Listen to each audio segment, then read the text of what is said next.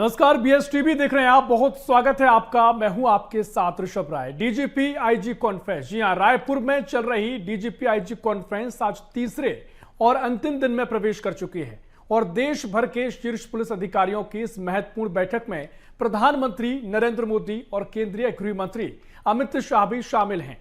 और शनिवार सुबह 8:15 पर पीएम मोदी आईआईएम रायपुर पहुंचे, जहां उनका औपचारिक स्वागत किया गया। स्वागत कार्यक्रम आयोजित हुआ और स्वागत कार्यक्रम के तुरंत बाद कॉन्फ्रेंस की बैठक शुरू हो गई, जो रात 8 बजे तक लगातार चले 4 सत्रों में आयोजित की गई।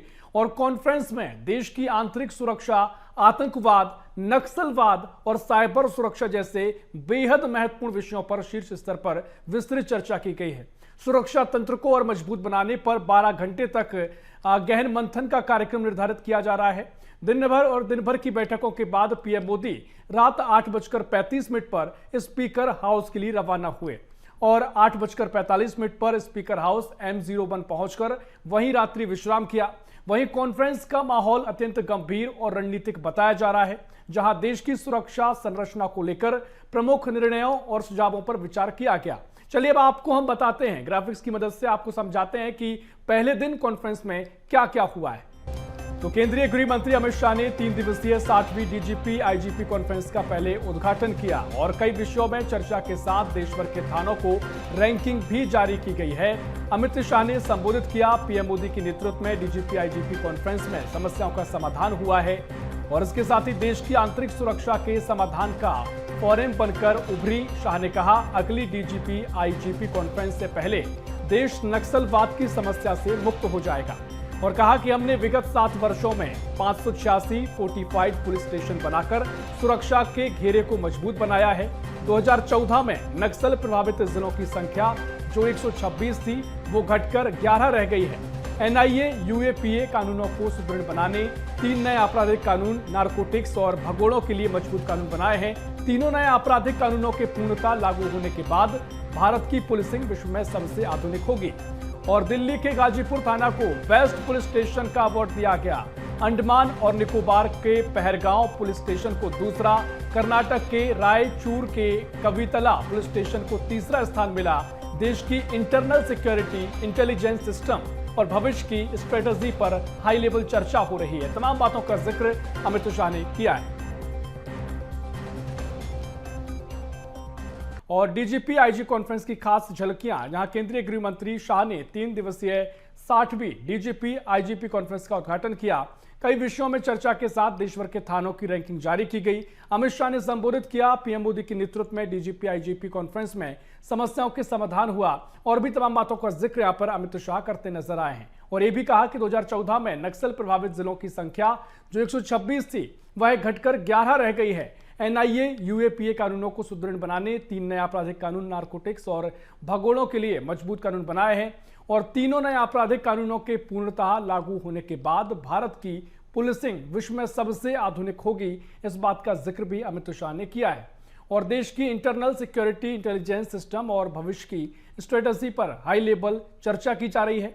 तो छत्तीसगढ़ में चल रही डीजीपी आईजी कॉन्फ्रेंस को लेकर बीएसटीवी ने पूर्व डीजीपी डीएम अवस्थी से खास बातचीत भी की है।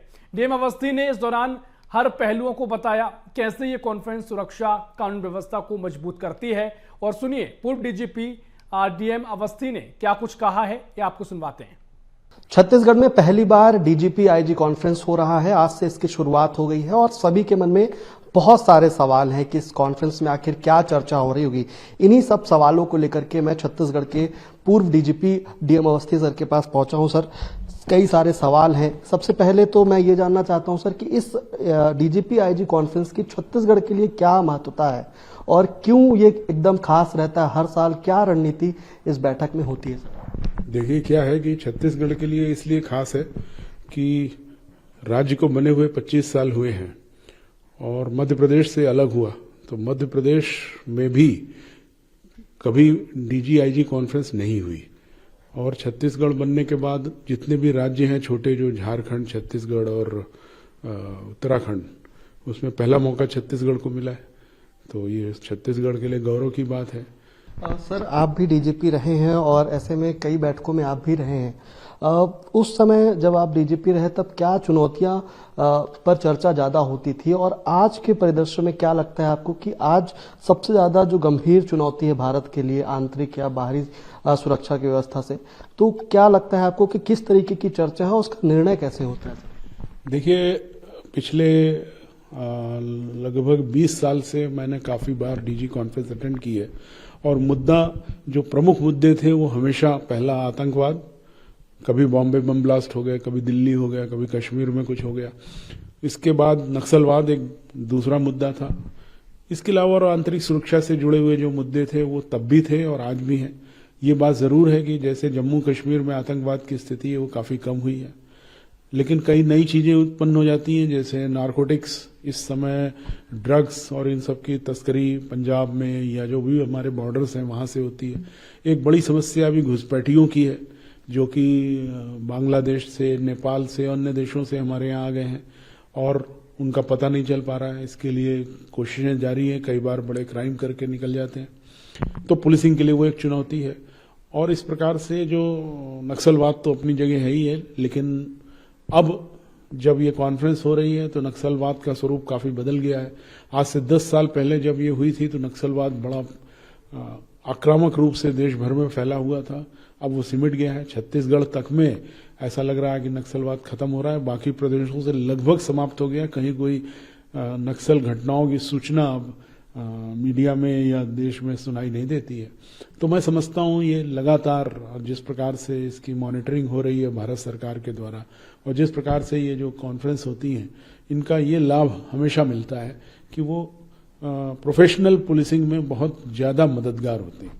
सर, हर बार ये देखा जाता है कि जो भारत है वो नई चुनौतियों से बहुत जल्दी पार पा जाता है। कोई भी समस्या आती है तो उसका निराकरण भी हो जाता है। जैसे इस साल भी अगर छत्तीसगढ़ की बात की जाए तो ISIS का कनेक्शन रायपुर में मिला, साइबर को लेकर के काफी सारे अपराध बढ़ गए। तो इस बार जैसे रणनीतियां बनेंगी तो उसमें अमल होने में और जो निर्देश मिलते हैं वो कितना टाइम लगता है सर, और फिर वो कितने दिन में पूरी तरीके से समाप्त हो सकती है सर? देखिए, जो समस्याएं हैं उनका अध्ययन होता है, अध्ययन के बाद उसका एक स्ट्रेटजी तैयार की जाती है कॉन्फ्रेंस में, उसमें डिस्कशंस होते हैं। माननीय प्रधानमंत्री जी, गृह मंत्री जी रहते हैं, तो वो भी अपने मार्गदर्शन देते हैं कि इसको ऐसे करना चाहिए। फिर उस घटना जैसे साइबर क्राइम है या नक्सलवाद, उस पर एक जो थीम तैयार होती है, जिस प्रकार से उस पर कैसे करना है उसको बना दिया जाता है, वो फाइनल हो जाता है। और पूरे साल अगली कॉन्फ्रेंस होने तक उसकी मॉनिटरिंग होती है, उसकी एक्शन टेकन रिपोर्ट होती है कि जो हमने तय किया था उस दिशा में हम कितना आगे बढ़े हैं। सर, छत्तीसगढ़ में अब जिस तरीके से नक्सलवाद से छुटकारा पाया जा रहा है और एक डेडलाइन भी तय है और उसका रिजल्ट भी बहुत बेहतर आ रहा है, तो क्या लगता है सर आपको कि अब छत्तीसगढ़ के परिप्रेक्ष्य में लगभग ये माना जा रहा है कि नक्सलवाद से मुक्त हो जाएगा छत्तीसगढ़, तो अब क्या छत्तीसगढ़ के लिए समस्याएं होंगी नक्सलवाद के बाद? उसमें किस तरीके से चर्चा होगी सर छत्तीसगढ़ के लिए? देखिए, नक्सलवाद जब समाप्त होगा तो वो एरिया में जहां नक्सलियों का एक डोमिनेंस था, एक प्रभुत्व था, वो हमारा ट्राइबल एरिया है, उसमें बाकी क्राइम तो नहीं है, तो पुलिसिंग के लिए ये चुनौती नहीं है। लेकिन ये बात जरूरी होगी कि जहां पर जो राज्य शासन है, प्रशासन है, रेवेन्यू है, जहां पर उनकी मदद की जरूरत है, फॉरेस्ट एडमिनिस्ट्रेशन है, उसमें लोगों को मदद मिले, उनके साथ न्याय हो। और पुलिस का स्वरूप ये रहेगा कि वो कम से कम निष्पक्ष और अच्छे तरीके से उस एरिया में काम करे, जिससे नक्सलवाद जैसी गंभीर बीमारियां दोबारा इस प्रदेश में, इस इलाके में ना लगे। तो पहला तो ये है। और उसके अलावा जो चुनौतियां हैं वो अर्बन एरिया, जब वो एरिया खुल जाएगा, अभी लोग नक्सल के डर से बहुत से लोग नहीं जाते, हो सकता है कि अपराधी लोग उधर जाने लगे मैदानी इलाकों से, बाहर से, तो उस पर नजर रखना भी पुलिस के लिए एक चुनौती होगी। मुझे ऐसा लगता है कि आगामी समय में यही चुनौतियां नक्सलवाद समाप्त होने के बाद पुलिस के लिए रहेंगी। सर, हर बार एक विषय और भी रहता है, जन भागीदारी।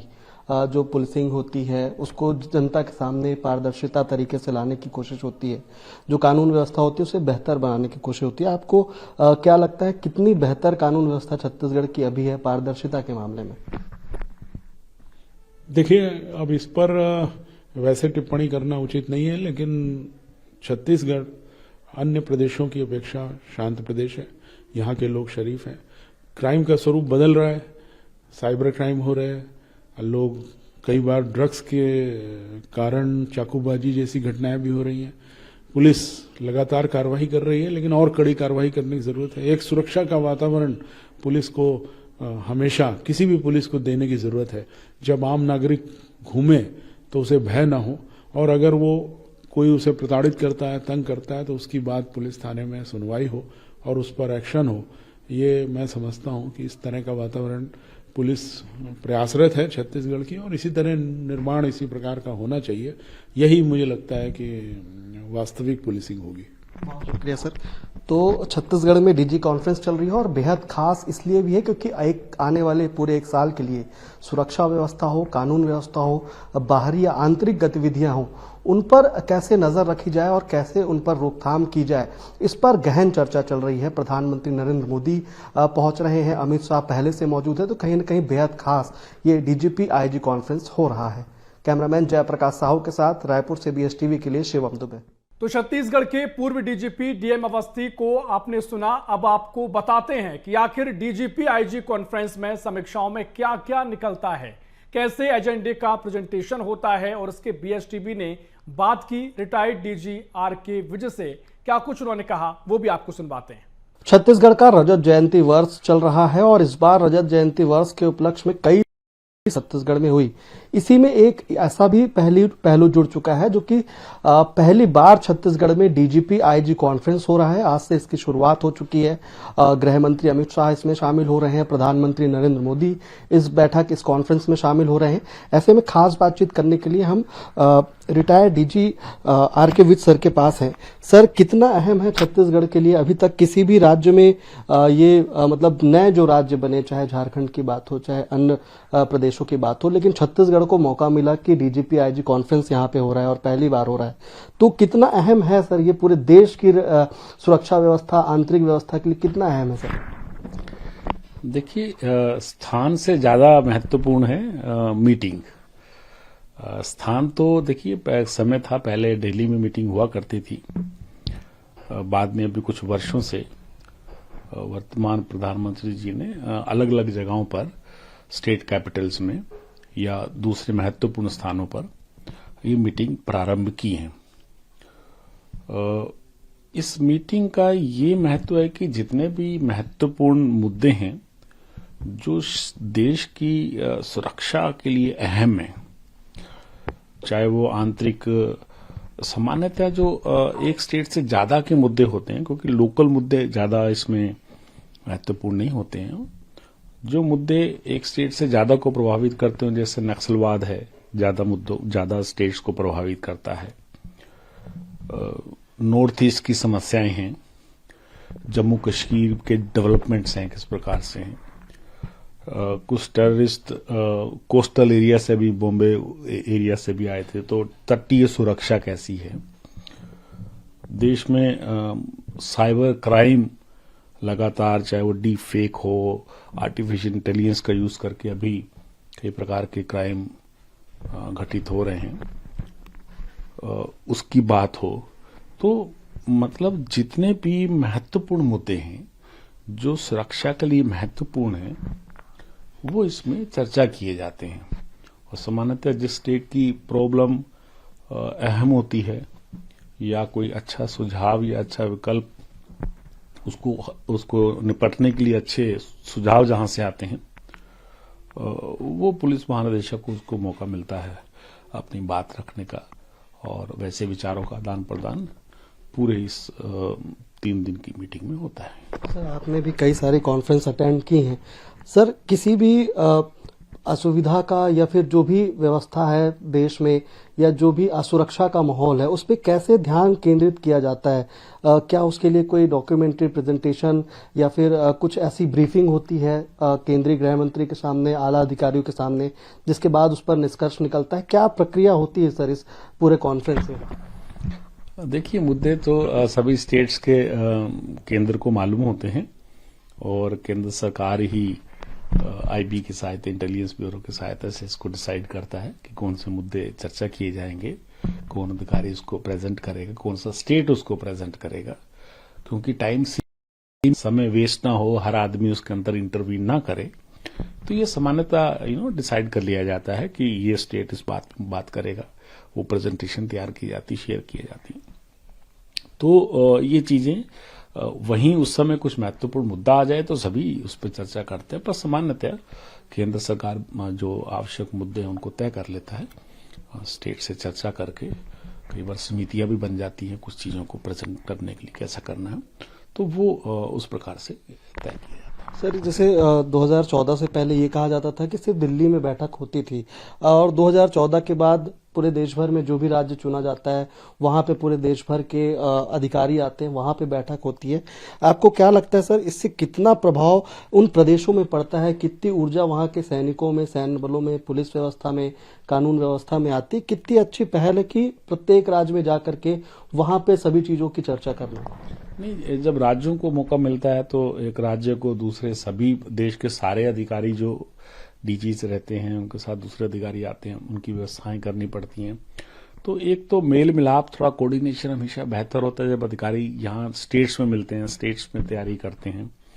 एक बड़ा अनुभव एडमिनिस्ट्रेटिव व्यवस्थाओं का करने का भी मिलता है। राज्य को भी जिम्मेवारियां, भविष्य में कोई भी ऐसी बड़ी मीटिंग करनी हो तो उसके लिए इंफ्रास्ट्रक्चर तैयार होता है कि कहाँ किया जा सकता है। सामान्यतः जब संख्या बहुत बढ़ जाती है तो छोटे दायरे में मीटिंग नहीं हो पाती हैं, तो स्टेट्स को मौका मिलता है कि वो अपनी व्यवस्थाएं बेहतर करें, ताकि जिसमें प्राइम मिनिस्टर के और केंद्रीय गृह मंत्री और बाकी सारे एनएसए और सारा स्टाफ जो है, सारे वरिष्ठ अधिकारी वहां कंफर्टेबल फील कर सकें और वो व्यवस्थाएं अच्छी कर सकें। तो कहीं ना कहीं इंफ्रास्ट्रक्चर स्टेट्स का बेहतर होता है, और मुझे लगता है स्टेट्स में समन्वय भी हमेशा इससे बेहतर होता है। सर, एक आखिरी सवाल है मेरा, जब ये बैठक होती है, सभी राज्यों के डीजीपी रहते हैं, बड़े अधिकारी रहते हैं, आपसी सामंजस्य राज्यों के बीच में बेहतर हो, इसे किस तरीके से निर्देशित किया जाता है? सर, क्या कुछ नई रूपरेखा बनाई जाती है?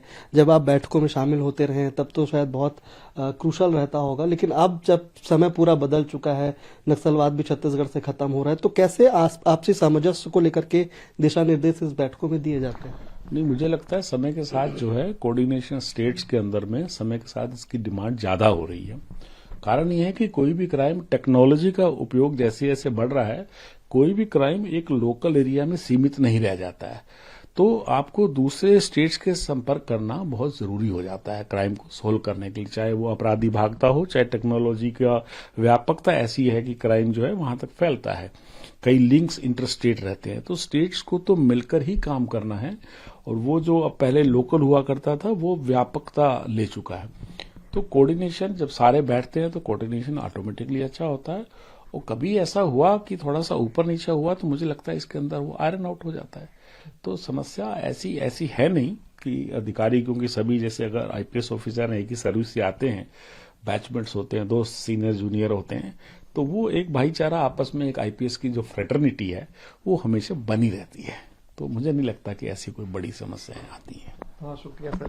तो छत्तीसगढ़ में डीजीपी आईजी कॉन्फ्रेंस की शुरुआत हो चुकी है, जो 30 नवंबर तक चलने वाला है, और इसमें सबसे खास ये है कि तमाम वो मुद्दे जो देश के लिए जरूरी हैं, जो राज्यों के लिए जरूरी हैं, और अधिकारियों को जो दिशा निर्देश देने हैं, वो सब तय करके और इस बैठक में चर्चा करके आगामी 1 साल के लिए पूरी एक रणनीति, एक पुख्ता ढांचा बना लिया जाएगा, खाका बना लिया जाएगा, जिसके तहत पूरा पुलिस प्रशासन, पूरा कानून व्यवस्था, सुरक्षा व्यवस्था, चाहे वो देश के अंदर की हो या बाहर की, सभी चीजों में पैनी पैठ परख होगी। कैमरामैन जयप्रकाश साहू के साथ रायपुर से बीएसटीवी के लिए शिवम दुबे। तो ये तो हो गई उन अधिकारियों से बात जो इन बैठकों में कई बार शामिल हुए हैं। अब चूंकि पहली बार छत्तीसगढ़ में यह कॉन्फ्रेंस आयोजित की गई है, ऐसे में लोगों में इस कॉन्फ्रेंस को लेकर क्या विचार आ रहे हैं, लोगों में भी इस बैठक को लेकर क्या उत्सुकता है, आम जनता इस बैठक पर क्या कह रही है, ये भी आप सुन लीजिए।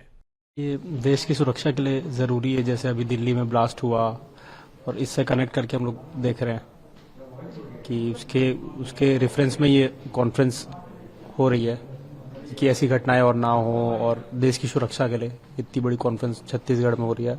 छत्तीसगढ़ में मेरे ख्याल से फर्स्ट टाइम है, तो पॉजिटिव टुवर्ड्स नक्सली भी है, और जो नक्सली सरेंडर भी हो रहा है, और जो ये सब घटनाएं हो रही है वो कम होगी। ये तो बहुत अच्छी बात है। हमारे प्रदेश को ये सौभाग्य मिला है कि राष्ट्रीय स्तर पे डीजी कॉन्फ्रेंस हमारे यहाँ हो रही है। इससे आंतरिक सुरक्षा पे जो भी चर्चा होगी, हमारा प्रदेश भी नक्सली उससे जूझ रहा था, तो ये सब चीजें प्लस है। और हमारे राष्ट्र के लिए भी और हमारे प्रदेश के लिए दोनों के लिए अच्छा है।